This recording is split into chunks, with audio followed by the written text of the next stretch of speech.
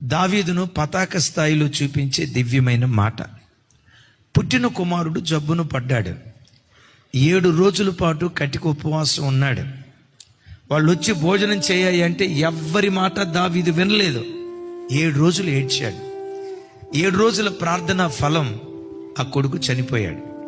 రాయబడిన మాట, అప్పుడు దావీదు లేచి స్నానము చేసి వేరు వస్త్రములు ధరించి తైలము రాసుకొని యెహోవా మందిరానికి వెళ్ళి దేవుని సన్నిధిలో మొక్కుతూ ఉన్నాడు. కన్న కొడుకు మరణం కళ్ళ ముందు జరిగితే ఇలాంటి విపత్కరమైన పరిస్థితుల్లో కూడా దేవుని సన్నిధికి వచ్చి దేవుణ్ణి ఆరాధిస్తూ ఉంటే దేవుడు చూస్తుంటాడు. ఒరే దావీదా, నీవు నీ భక్తి, నన్ను నువ్వు ప్రేమించే విధానం, ఇలాంటి సంక్లిష్ట పరిస్థితుల్లో ఎలా నువ్వు రాగలిగావు?